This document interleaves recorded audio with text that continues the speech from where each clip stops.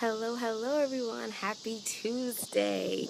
Just bring you all a quick word, quick thought to think about. So it's coming from Nehemiah 6, and if I was going to give it a title, it'd be "Don't Come Down."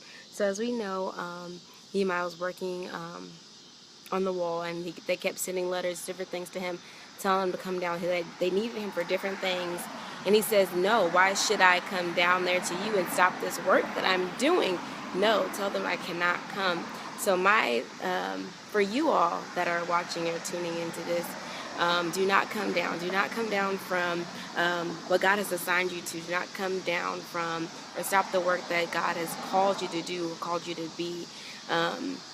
Different things will come. The enemy, once you've been anointed and appointed by God, there's going to be basically a target or a mark on you, and the enemy's going to be mad at that and doesn't want you to finish the work or complete the work. And the Bible tells us that he'll perform or complete the work that he started in us. So it's up to us to make sure that we stay on task, we stay focused, we stay devoted to the call. So that's why we have to pray, fast, consecrate ourselves, and stay pure before God, so that we're staying committed to the call. And so yes, be mindful and watchful of that. Satan does not want you winning souls for the kingdom. We know that he came to kill, steal, and destroy. So with all your power and might, you have to fight and continue to stay on that path that God has placed you on. So yes, it would be entitled "Don't Come Down." And a few other points that I had is think about who's trying to call you down. So we may have family members, friends, so-called friends, different people, or just things. We feel like we could be in ministry, but we feel like we think God is calling us somewhere else, or we're unsatisfied with different things. We've been hurt in the church, so we want to run away and get away. Staying away from the path that we know God has called us to do. That's the thing. God's told us to do it. But we have all these different reasons or excuses why we stopped doing this, why we stopped serving, why we left our ministry, why we left our post. And that's not what God wants for us. So the enemy is, it could be things in our mind, old soul ties we have, things that we gave up when we gave God a real yes. So also our friends,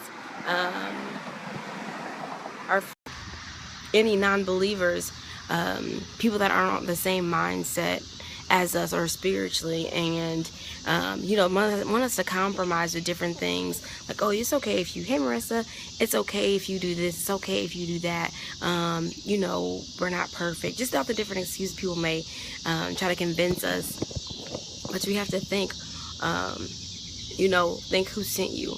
Is this what God has ordained this person to be in your life? Because nothing's going to that God sent is going to be calling you away from what he do. He's not he never contradicts his word.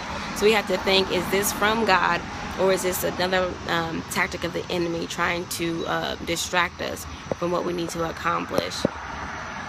And even another thing, Satan lures us.